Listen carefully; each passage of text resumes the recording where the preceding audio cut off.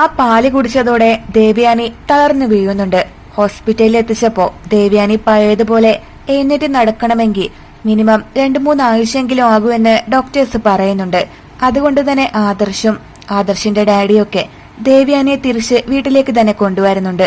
ദേവയാനി കിടപ്പിലായതറിഞ്ഞ് കനകയും ഭർത്താവും അനന്തപുരിയിലേക്ക് എത്തുകയാണ്. അവരുടെ കൂടെ നന്ദുവും വന്നിട്ടുണ്ടായിരുന്നു. അതറിഞ്ഞ അനാമിക ആകെ കലിതുള്ളി നിൽക്കുവാണ്. അമ്മേ, അവരുടെ കൂടെ അവളും വന്നിട്ടുണ്ട്. ആ നന്ദു, അവള് വല്യമ്മേനെ കാണാൻ വേണ്ടി വന്നതൊന്നും ആയിരിക്കില്ല.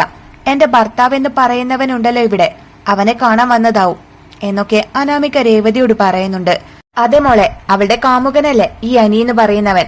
അവനെ കാണാനിട്ട് അവൾക്ക് അവിടെ ഇരിക്കപ്പൊറുതി ഉണ്ടാവില്ലെന്ന് അതാ ദേവയാനിയെ കാണാനെന്ന് കള്ളം പറഞ്ഞ് ഇങ്ങോട്ട് എഴുന്നള്ളിയത് എന്ന് പറയുവാണ് രേവതി. ഇതങ്ങനെ വിട്ടാ പറ്റില്ലമ്മേ. ആ നന്ദു ഈ വീട്ടിൽ കയറി വന്നാല് പിന്നെ എന്റെ സ്ഥാനം എന്താവും? വാ അമ്മേ, നമുക്ക് അവളെ പിടിച്ച് പുറത്താക്കാം എന്ന് പറഞ്ഞ അനാമിക രേവതിയോടൊപ്പം നന്ദുവിന്റെ അടുത്തേക്ക് നടക്കുവാണ്. അതേസമയം ദേവയാനിയുടെ അടുത്ത് നിൽക്കുവാണ് അവളും അവളുടെ പേരൻസും ഒക്കെ. എന്നാലും ആദർശ് മോന്റെ അമ്മയ്ക്ക് ഈ ഗതി വന്നല്ലോ. എത്ര ദിവസം കഴിഞ്ഞാ മോളെ അമ്മ എഴുന്നേൽക്കൂ എന്ന് പറഞ്ഞത് എന്നൊക്കെ കനക നയനയോട് ചോദിക്കുന്നുണ്ട്. 2-3 ആഴ്ച എന്തായാലും എടുക്കും അമ്മ. ആദർശേട്ടൻ മല ചവിട്ടി തിരിച്ചു വരുമ്പോഴേക്കും അമ്മ പഴയപടിയാവും. അതുവരെ അമ്മയുടെ കാര്യങ്ങളൊക്കെ ഈ ഞാൻ നോക്കിക്കോളാം എന്നൊക്കെ നയന പറയുന്നത് കേട്ട് ദേവയാനിയുടെ കണ്ണൊക്കെ നിറയുന്നുണ്ട്. ഒരു മനസാക്ഷി ഇല്ലാതെയാണ് ഞാൻ എന്റെ മരുമകളെ ഉപദ്രവിച്ചത്. എന്നിട്ടും ആ എന്നെ ഇവള് സ്വന്തം അമ്മയെ പോലെ നോക്കുന്നു. നയനയെ മനസ്സിലാക്കുന്നതില് എനിക്ക് തെറ്റുപറ്റിപ്പോയോ എന്നൊരു സംശയം. ഞാൻ ആഗ്രഹിച്ച മരുമകളാണ് അനാമിക. എന്നിട്ട് എന്റെ റൂമിന്റെ പരിസരത്ത് പോലും ആ അനാമികയെ കാണാനില്ല. ഇപ്പൊ തോന്നുന്നു നയനമോളായിരുന്നു ശരിയെന്ന് എന്നൊക്കെ മനസ്സിൽ പറയുവാണ് ദേവയാനി. ആ റൂമിലേക്ക് അനി കയറി വന്ന് നന്ദുവിനെ വിളിക്കുന്നുണ്ട്. നന്ദു, എത്ര നാളായി കണ്ടിട്ട്? നീ വാ, എനിക്ക് കുറച്ച് സംസാരിക്കാനുണ്ട് നിന്നോട്. നമുക്ക് എന്റെ മുറിയിലേക്ക് പോവാം. അങ്ങനെ അനി പറഞ്ഞപ്പോ നന്ദു അവന്റെ കൂടെ ചെല്ലുന്നുണ്ട്. എന്തിനാ അനി എന്നെ വിളിച്ചത്?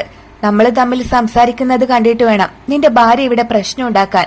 എനിക്കതിന് താല്പര്യമില്ല. എനിക്ക് നിന്നെ കാണണ്ട, ഞാൻ പോകുക എന്ന് പറഞ്ഞ നന്ദു അവിടെ നിന്ന് നടക്കുവാണ്.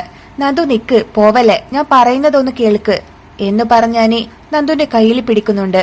ആ കാഴ്ച കണ്ടുകൊണ്ട് അനാമികയും രേവതിയൊക്കെ കടന്നു വരുവാണ്. അപ്പൊ രണ്ടാളും കൂടി ഇതായിരുന്നല്ലേ? നീ ഇവനെ കാണാൻ വേണ്ടിയല്ലേടി ഇങ്ങോട്ടേക്ക് എഴുന്നള്ളിയത്? ഇവനിപ്പോ നിന്നെ കാണാതിരിക്കാൻ പറ്റില്ലെന്നായി. എന്റെ മോളുടെ ഭർത്താവാ, അല്ലാതെ നിന്റെ കാമുകനല്ല ഇവനിപ്പോ. അങ്ങനെയൊക്കെ രേവതി നന്ദുവിനോട് പറയുന്നുണ്ട്. ദേ തള്ളെ, അനാവശ്യം പറഞ്ഞാലുണ്ടല്ലോ. നിങ്ങളുടെ മോളുടെ ഭർത്താവിനെ തട്ടിയെടുക്കേണ്ട കാര്യമൊന്നും ഈ നന്ദുവിനില്ല. അങ്ങനെയൊക്കെ നന്ദു രേവതിക്ക് മറുപടി കൊടുക്കുന്നുണ്ട്. അനി, നിനക്കിത് എന്തിന്റെ കേടാണ്? പഴയ കാമുകയെ വിളിച്ച് വീട്ടിൽ കയറ്റിയിരിക്കുന്നു. സുന്ദരിയായ ഭാര്യ ഇവിടെ നിൽക്കുമ്പോ ഇവന് ഇവളെ മതി. ഇവന് ഭ്രാന്താണോ അമ്മേ എന്നൊക്കെ അനാമിക പറയുന്നത് കേട്ട് അനിക്ക് നല്ല ദേഷ്യം വരുന്നുണ്ട്. എടി, നീ വായടച്ച് മിണ്ടാതെ നിന്നോ, ഇല്ലെങ്കിൽ എന്റെ കയ്യിന്ന് നീ വാങ്ങിക്കും. എന്നെ പറയുന്നതൊക്കെ ഞാൻ ചിലപ്പോ കേട്ടോണ്ട് നിൽക്കും. പക്ഷെ ഈ പാവൻ നന്ദുവിനെ വല്ലതും പറഞ്ഞാലുണ്ടല്ലോ, ഞാൻ എങ്ങനെയാ പ്രതികരിക്കുവാന്ന് എനിക്ക് തന്നെ അറിയില്ല എന്നൊക്കെ പറയുവാണ് അനി. എന്നാ നീ എന്നെ തല്ലടാ, തല്ല്. എല്ലാരും അറിയട്ടെ നിന്റെ യഥാർത്ഥ സ്വഭാവം എന്താണെന്ന്. അതിനു വേണ്ടിയാണല്ലോ നീ ഇവളെ ഇങ്ങോട്ട് കൊണ്ടുവന്നത്. നീ എന്നെ കെട്ടിക്കൊണ്ടുവന്നത് എന്തിനാണ്? എന്തായാലും നീയും നന്ദുവും തമ്മിൽ കാണാനും സംസാരിക്കാനും ഞാൻ ജീവിച്ചിരിക്കുമ്പോ സമ്മതിക്കില്ലടാ. ഇറങ്ങി പോടി ഈ വീട്ടിന്ന് എന്നൊക്കെ അനാമിക പറയുമ്പോ, അനാമിക, നന്ദുവിനെ വിട്. അവളെ പുറത്താക്കാൻ നീ ആരാണ്? ഈ വീട് എന്റേതാണ്. എന്നെ കഴിഞ്ഞിട്ടേ ഉള്ളൂ നിനക്ക് ഈ വീട്ടിലെ അധികാരമൊക്കെ. നന്ദുവിനെ വിളിച്ചു വരുത്തിയത് ഈ അനിയാണെങ്കിൽ ഞാൻ അവളോട് സംസാരിച്ചിട്ടേ പോവൂ. നീ വാ നന്ദു എന്ന് പറഞ്ഞ അനി നന്ദുവിന്റെ കയ്യിൽ പിടിച്ച് തന്റെ റൂമിൽ കൊണ്ടുപോകുന്നുണ്ട്.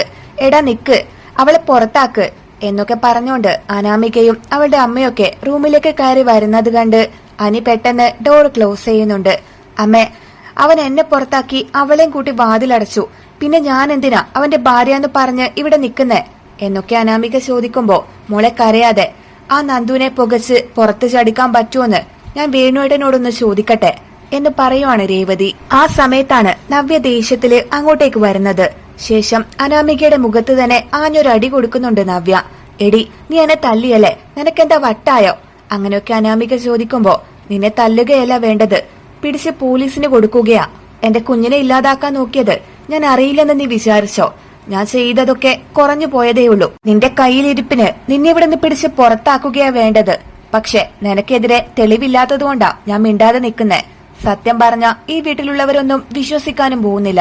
എന്നോട് ചെയ്തതിനൊക്കെ നീയും നിന്റെ തള്ളയും അനുഭവിക്കും എന്ന് പറയുവാണ് നവ്യ. നീ എന്ത് ചെയ്യാൻ പോകുന്നു?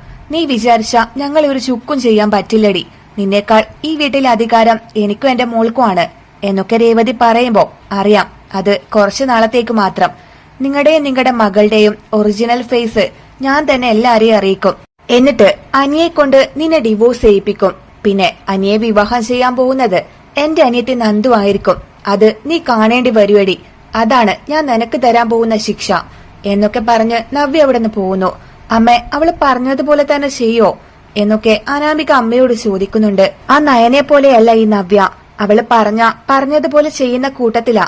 ഇപ്പൊ തോന്നുന്നു ആ പാലില് ഒന്ന് കലർത്തണ്ടായിരുന്നു എന്നൊക്കെ പറഞ്ഞ് ആകെ ടെൻഷനായി നിൽക്കുവാണ് രേവതി.